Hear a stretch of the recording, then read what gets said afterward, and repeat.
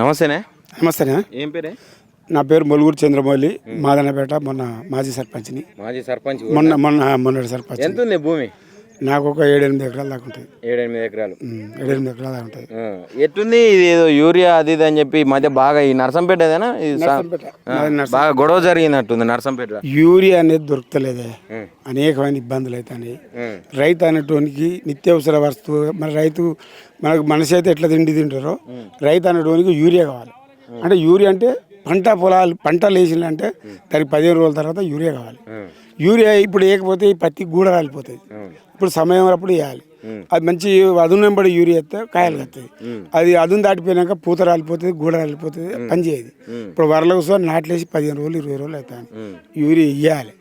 మరి యూరియా ఎందుకు ఇట్లా కొరత అవుతుందో అర్థమవుతలేదు. మరి గత ప్రభుత్వం ఉన్నప్పుడు అయితే ఇట్లా కొరతలు అయితే రాలే. ఈ కరెంటు కొరతలు రాలేదు, ఈ యూరియా కొరతలు రాలేదు. ఎప్పుడు పడితే అప్పుడు పోయేది, తెచ్చుకునేది వేసుకునేది. పైసలు జేబులు ఉన్నాయంటే ఉరికిపోయేది, తెచ్చుకునేది వేసుకునేది. కానీ ఇప్పుడు ఏం కొరతలో మరి అది వరకు ఉండేది. అసలే లేదంటారు, లేదు ఇదంతా. మరి సరే ఒక్కటి, ఇప్పుడు లైన్లలో అందరు బీఆర్ఎస్ వాళ్ళు అయితే ఉండరు. సొసైటీలో రేపే వస్తాయట. ఆ బీఆర్ఎస్ వాళ్ళు ఉంటేనో బీఆర్ఎస్ వాళ్ళు చేసినట్టు కింద లెక్క. ఎంతమంది రైతులు ఉండరో చూడు. రేపు వస్తుంది యూరియా సొసైటీకి అంటాను, వస్తుంది అంటాను. ఇప్పుడు 300-400 మంది ఉంటారు. దాంట్లో 5-6 పోలీసు వాళ్ళు ఉంటారు. పోలీసు వాళ్ళు లైన్లు ఉంటేనే మనిషికి 2-1 వస్తాయి, లేకుండా రావు. అసలు ఇంత కొరత అయితే మనకు గత 20 సంవత్సరాల కింద ఉండే. పోలీసు వాళ్ళు కూడా వస్తారా? పోలీసు వాళ్ళు లైన్లు కాడ ఉంటారు. లేకపోతే గొడవలు అంటే లైన్లు ఉంటారు అందరు. ఉన్నాక ఒక చీడ రైతు ఉంటాడు, వాడు తప్పించుకపోయి ముంగడు తొత్తాడు. వాళ్ళ బాధ ముంగడు వచ్చినప్పుడు వరే నువ్వెందుకు పోయినా అంటే గొడవలు అవుతాయి. పోలీసు వాళ్ళు ఉంటేనే మనకు కంట్రోల్ అవుతుంది. పోలీసు వాళ్ళు ఉంటేనే సుమారు చెప్పులు పెట్టుడు, పాస్బుక్లు పెట్టుడు, లేకుంటే ఆధార్ కార్డులు పెట్టుడు. అసలు ఈ రైతులే కాదు ఆ లైన్లలో నిలబడేటోళ్ళు అంటారు. కానీ ఇక మధ్యదారు తప్ప ఆయన మొన్న అన్నాడు, వ్యవసాయ శాఖ మంత్రి మొన్న అన్నాడు, మాకు సరిపోయే యూరియా లేదు, వాస్తవంగా మాకు యూరియా కావాలని. మొన్న లేవులా ఏమో ఆయన కావాలంటాడు. కానీ ముఖ్యమంత్రి గారే లేవు యూరియా గిరి మాకు అంత బందోబస్తుంది, ఇది కావాలనే చేత అన్నమాట. కానీ తుమ్మల నాగేశ్వరరావు మొన్న ప్రభాకర్ ఏమో ఈ చెప్పులన్నీ బీఆర్ఎస్ వాళ్ళు బేరుస్తారు అంటున్నారు. అది ఉత్త మాటలే. ఆయన కాన్స్టిట్యూషన్లో ఆయన నీళ్లు మిడ్ మానేరు ఆ దాంట్లో సస్యశ్యామలంగా నీళ్లు ఉండేది. ఇవాళ మొన్న మార్చిలో పోతే మొత్తం పాత ఇండ్లు, పాత గోడలు, పాత ట్యాంకీలు, బాత్రూములు అవి కూలిపోయినాయి, అన్నీ అవపడతాయి.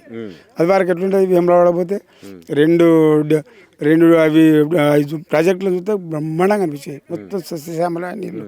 అటువంటి ఇప్పుడు ఏం లేదు, ఎడారైపోయింది అక్కడ. ఇప్పుడు ఇంకోటి ప్రధానంగా ఇప్పుడు రైతు రాజ్యం అసలు కాంగ్రెస్లోనే వచ్చింది. రైతులందరూ కాంగ్రెస్ వచ్చిన తర్వాతనే సంతోషంగా ఉన్నారని చెప్పి పదే అనేక సభలలో మాట్లాడుతున్నారు. కాంగ్రెస్ మంత్రులు కావచ్చు, ముఖ్యమంత్రి కావచ్చు, అందరూ నాయకులందరూ.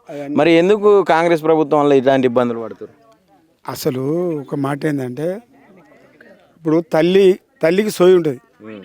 3 కొడుకులు ఉన్నారు, 3 గోడలు ఉన్నప్పుడు తల్లి అని చెప్తే సరిపోయే అన్నం పెడుతుంది. ఎప్పుడు పెడుతుంది? 4 గంటలకో 5 గంటలకో అన్నం పడుతుంది. వాళ్ళకి సరిపోయే కూరలు చేసి పెడుతుంది. వీళ్ళకి ఆ సోయి లేదు. ఒక మాట చెప్పాలంటే ఇప్పుడు అన్నం పెట్టే తల్లి సరిపోని అన్నం పెడితే ఎవరికి ఎందుకు సరిపో, మంచిగా తింటాడు, పంటాడు, తెల్లారితే పనికి పోతాడు. మరి వీళ్ళు యూరియా లేక బీఆర్ఎస్ వాళ్ళు కాదు ఆ లైన్లో పోతే మీరు ఎప్పుడైనా ఆ లైన్కి అయితే కాంగ్రెస్ వాడు, బీఆర్ఎస్ వాడు, ఏ పార్టీ వాడు అందరూ ఉంటారు అలా. అంటే ఇప్పుడు మరి యూరియా కాంగ్రెస్ వాళ్ళకి వస్తుంది, బీఆర్ఎస్ వాళ్ళకు, కమ్యూనిస్ట్ వాళ్ళకి వస్తలేదు అని కాదు, అందరికి కొరతే. అందరు లైన్లో ఉంటారు. కాకపోతే ఏంటంటే ఇటువంటి ఇంటర్వ్యూలలో వాళ్ళు రారు. ప్రభుత్వం నాయకులు నువ్వు గల్లేంత మాట్లాడినావు అదేందా అంటారా, రారు. అంతే తప్ప అది పద్ధతి కాదు. ఇప్పుడు మేము పోయిన గవర్నమెంట్లో నేను మాజీ సర్పంచ్ని చూసే తప్పకుండా ప్రతి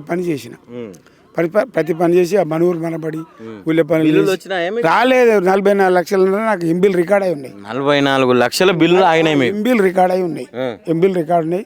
సెక్రటరీలో సోపోయి ధర్నా చెప్తాను, లొల్లి చేస్తాను. మా యూనియన్ వాళ్ళతో లొల్లి చేస్తాను. పైసలు ఇస్తలేరు, పైసలు ఇవ్వటాను. ఇప్పుడు ఎడాగలేక భూమి అమ్ముకున్నా. జిల్లా కలెక్టర్ గోపి ఉండే, ఎమ్మెల్యే గారు మనూరు మనబడి చేయాలని రివ్యూ మీటింగ్ పెట్టి మమ్మల్ని నిలదీసి అడిగింది. అప్పుడు ఉన్న గవర్నమెంట్ అట్లయితే నేను బెస్టెస్ట్ సవాల్గా మొత్తం చుట్టాల దగ్గర మిత్తి తెచ్చి పెట్టినాం. ఎందుకంటే పైసలు వస్తాయి, గవర్నమెంట్ ఇస్తానంటాను కదా, ఉన్నాయంటాను కదా అనే ఉద్దేశంతో పనులను చేసినాం. మీరు స్కూల్ రండి, బ్రహ్మాండంగా చేసినాం. 100 బాలు అన్ని పనులు చేసినాం. ఉత్తమ గ్రామ పంచాయతీ అవార్డుతో తీసుకున్నాం. జిల్లా కలెక్టర్ కిలా వరంగల్ కోట మీద ఉత్తమ గ్రామ పంచాయతీ అవార్డు ఇచ్చిండు మాకు బ్రహ్మాండంగా ఖుషి ఇచ్చినాం, అన్ని పనులు చేసినాం. ఇప్పుడు అట్నే ఉందా మరి గవర్నమెంట్?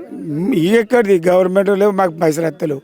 ఇంకొకటి ఏంటంటే సర్పంచ్ గుండి సుధా నిజాయితీగా పనిచేసినాం. కాంగ్రెస్ లేదు, టీఆర్ఎస్ లేదు, కమ్యూనిస్ట్ లేదు, బీజేపీ లేదు, అందరం సస్యశ్యామలంగా అందరం కలిసి ప్రతి ఒక్కరి పనికి నేనే పోయేది, ప్రతి పోలీస్ స్టేషన్ పోవాలని నేనే పోయేది. మరి అలాగే మన పార్టీ సర్పంచ్ కాదన్నట్టు వాళ్ళు ఊళ్ళేసో లేరు. అంత వర్క్ చేసినాం, అంత మంచి పని చేసినాం, అవార్డు తీసుకున్నాం, అంత అయినాయి. నాకు బిల్లుత్తలు మొన్న భూమి అమ్ముకున్నా, కొంత భూమి అమ్మిన రోడ్డుకి భూమి అమ్ముకున్నా. ఇక ఎనీ టైం మీరు రైతు పని వ్యవసాయం చేసుకుంటాను, ఫుల్ వ్యవసాయం ఎనీ టైం. జీతగాడు ఉండే, 2 ట్రాక్టర్లు ఉండే, డ్రైవర్లు 2 ఉండే, అన్నీ చేసుకున్నాం. తెల్లారులైతే పొలం కాడికి పోతాను, ఊళ్ళో లేకపోతే లేకపోతే ఏం చేయాలి? యూరియా బత్తాల కొరకు మా కొడుకుని తోలియాలి. ఇంకా నిత్యం పొలంలోనే చిలకల్లే ఉంటాను. ఈ అప్పులు తీరుతలు, బిల్లు అత్తలు. ఏం చెప్పాలనుకుంటున్నావు మరి ఫైనల్గా రేవంత్ రెడ్డికి? అది ఏది ఉన్నా గవర్నమెంట్ వాళ్ళకి వచ్చింది, ప్రజలు ఇచ్చిండ్రు. ఏ ప్రజలు తిట్టకుండా సస్యశ్యామలంగా పనిచేసుకోవాలి. కేసీఆర్ కన్నా మంచి పేరు తెచ్చుకోవాలి. మంచి పేరు తెచ్చుకొని ప్రజలకు మంచి పని చేస్తే బాగుంటుంది. ఇక రైతులు అనేటోళ్ళు, ఓటర్స్ అనేటోళ్ళు అప్పటి వరకు చూస్తారు, వాళ్ళ మనసులో ఏది ఉంటుందో, వాళ్ళకి ఎవరికి ఇబ్బంది ఏం పడుతుందో ఆ ఇబ్బంది ఉన్నప్పుడే కర్రు కాసి వాత పెడతారు. కానీ మంచి పేరు తెచ్చుకోవాలంటే మంచిగా చేయాలి. మంచిగా కొన్ని ఏదో మొత్తం ఓపెనింగ్ పెట్టి రైతుల మీద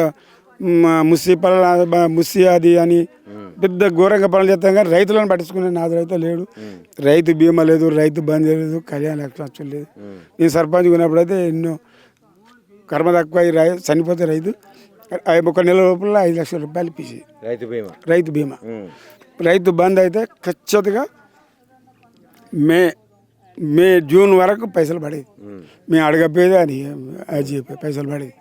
మాకు ఒక అమూల్యమైన వ్యవసాయం మంచి పద్ధతులు నడిచేది. కరెంట్ అయితే ఇక మనకు కొరత వెళ్ళేది. ఇక మరి ఈ పద్ధతుల్లో అయితే అది పద్ధతి కాదు. ఇప్పుడు ముఖ్యమంత్రి గారు కానీ గవర్నమెంట్ కానీ ఏది ఉన్నా మాట ఉంటుందో మా సర్పంచ్లో పెండింగ్ బిల్లులు ఇస్తే ఆయన పుణ్యం ఉంటుంది, భూమి అమ్ముకోకుండా. ఎందుకంటే ప్రభుత్వం చెప్పిన పనులు తూసిపట్టకుండా పనిచేసిన నేను. ఇప్పుడు రికార్డులు ఉన్నాయి, ఎంబీలు రికార్డ్ అయి ఉన్నాయి, కానీ వాళ్ళు మమ్మల్ని పట్టించుకుంటలేరు. అది పద్ధతి కాదు. అది ఇవ్వాలి మా బిల్లులు. ఇప్పుడు తండ్రి అప్పులు చేసి తండ్రి చచ్చిపోతాడు, కొడుకులు అప్పులు కడతలేరు సార్, భూమి అమ్మి జాగా అమ్మి కడతలేరా? మరి గవర్నమెంట్ మారినంత మాత్రం మాకు ఇవ్వాలి కదా, మా డబ్బులు ఏందో మాకు ఇవ్వాలి కదా.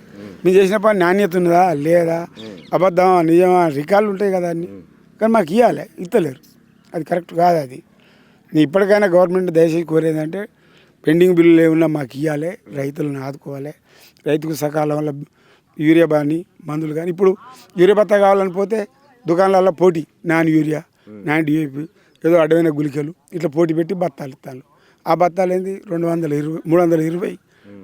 ఇక ఈ పద్ధతులు ఆ గోళీలు ఏం చేసుకోవాలి? నాన్ యూరియా మనం కొడితే అది పనిచేస్తుందో పనిచేయదు, నాన్ డిఏపి లేకుంటే గుళికలని ఇట్లా పోటీ పెట్టి చేస్తాను. కాబట్టి ఇప్పటికైనా గవర్నమెంట్ మంచి పని చేసి మళ్ళీ ప్రజలను మేలు కోరుకుంటే చాలా మంచిదని నేను ఒక సర్పంచ్గా భావిస్తాను. అదే కాకుండా మా పెండింగ్ బిల్లు ఇప్పుడు ఏమైనా పనులు ఉంటే మమ్మల్ని ముందుగానే అరెస్ట్ చేస్తాను. 3 గంటల రాత్రి వచ్చి పట్టుకుపోతారు. ఇప్పుడు మెడికల్ కాలేజ్ ఓపెనింగ్ అయింది, మెడికల్ కాలేజ్ ఓపెనింగ్ అయితే మమ్మల్ని 2:30 వచ్చి పట్టుకుపోయాను. ఏదైనా గవర్నమెంట్ ప్రోగ్రామ్ ఉన్నాయనుకో మమ్మల్ని ముందుగానే వచ్చి పట్టుకుపోతారు. పట్టుకుపోయి ఈ పోలీస్ స్టేషన్ ఉంచారు, ఇంకో పక్క పోలీస్ స్టేషన్ ఉంచుతారు, సెలవులు తీసుకుంటారు, అరెస్ట్ చేస్తారు. ఏం చెప్తాం మరి? ఏంటంటే మా ఆదేశాలు, మా సిపి గారు చెప్పిన ప్రకారం మేము చేయాలంట, గవర్నమెంట్ చెప్పిన చేయాలి. ఇది కదా సార్. ఇప్పటికైనా నేను గవర్నమెంట్కు 2 చేతులు జోడించి ముఖ్యమంటే మా పెండింగ్ బిల్లు చేయాలి, రైతులు ఆదుకోవాలి. గవర్నమెంట్ ఉంటుంది పోతుంది, అది సహజం. మంచి పేరు ఉన్నప్పుడు పబ్లిక్లో మంచి పేరే ఉంటుంది. కానీ మంచి పేరు తెచ్చుకోవాలి, మంచిగా చేయాలి అనే దాని మీద నేను గవర్నమెంట్ అయితే కోరుకుంటాను.